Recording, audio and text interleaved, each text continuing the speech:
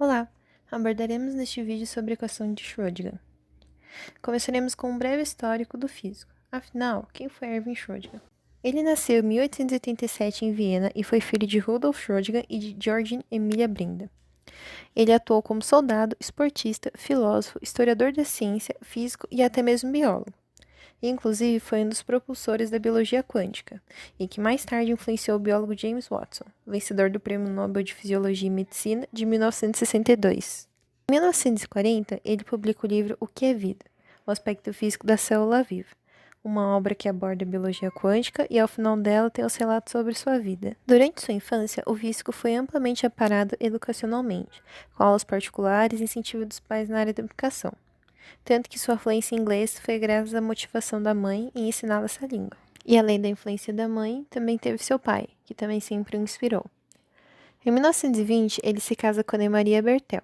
Bom, após anos de estudo, principalmente na área da física, ao tomar o conhecimento de Broglie sobre a dualidade da luz, por intermédio de Debye, seu colega, Schrödinger obteve o resultado que levaria à sua famosa equação de onda, para descrever o movimento do elétron via uma espécie de campo escalar mecânico.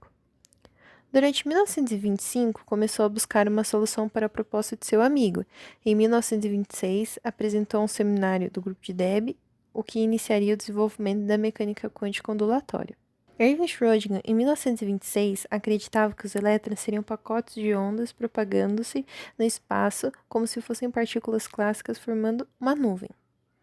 Porém, ele não obteve sucesso na sua interpretação de função da onda, mesmo após uma temporada na Universidade de Copenhague, trabalhando com Niels Bohr. A interpretação mais aceita para a função de onda de Schrödinger foi dada por Max Born, ainda no mesmo ano, com a introdução do conceito de amplitude e probabilidade. Erwin, contudo, descobriu a real equação da mecânica quântica enquanto saía de férias para uma famosa estação balneária alpina na Suíça com sua esposa, no final de 1926.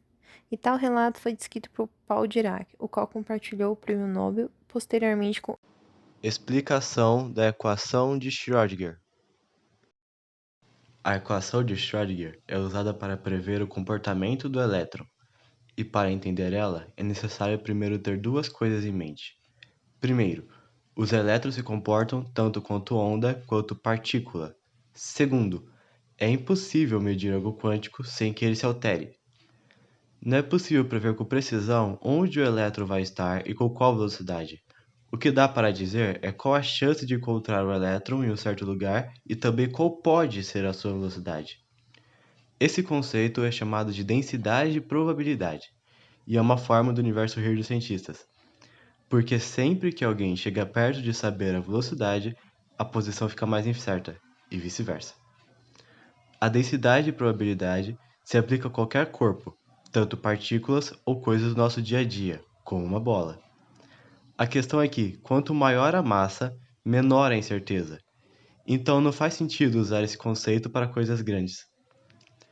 A equação também é usada para prever como os elétrons se comportam em seus orbitais, e para isso são usados 4 números quânticos: o principal, que define o nível energético ou tamanho do orbital, o orbital, que define o formato, o magnético, que define a direção, e o spin, que, como dito, define o spin. Derivação. Para poder facilitar as coisas, em geral, falaremos somente da equação tempo independente. Esse chapeuzinho que aparece no H é o que determina que ele é um operador. Os operadores são funções de coisas mensuráveis, como as grandezas físicas. Exemplos bons são a energia, a posição e o momento linear e angular. Esse símbolo de linha maior é o ket, usado para representar o estado físico de um sistema quântico. Podemos falar que um sistema físico está no estado quântico A, onde o A pode ser o spin, momento e outros. As equações são derivadas a partir da equação da conservação de energia. O operador H pode ser entendido como energia mecânica, a soma da energia cinética e das energias potenciais. Ou seja, o operador H é a soma dos operadores T e V, onde o operador T é energia cinética e o operador V é o potencial. Como estamos falando em partículas, já não podemos depender das equações normais. O T é definido como uma constante de Planck reduzido, elevado ao quadrado, dividido pelo dobro da massa da partícula, multiplicado pela segunda derivada parcial a respeito ao x. O V, por sua vez, é representado por uma simples função, geralmente real, v de x. Multiplicando ambos os lados pela função de ondas φ de x, temos a soma dos operadores t e v nas suas versões expandidas, multiplicada pela função de ônus, é igual à energia total do sistema, também multiplicada pela função de ônus. Laser e detector. Considere um laser com duas intensidades, baixa e alta, e um detector que transforma a luz em corrente. Quando o laser é ligado na intensidade alta, o detector cria uma corrente constante, cuja intensidade é proporcional à intensidade do laser. Ao abaixar a intensidade do laser, é esperado que a corrente fique mais fraca gradativamente, o que realmente acontece no começo. No entanto, é observado que em intensidades muito baixas, a corrente para de ser contínua e se transforma em pulsos. A interpretação comum desse fato é que os pulsos da corrente ocorrem quando pequenos pacotes de luz, chamados fótons, chegam ao detector. Laser e separador.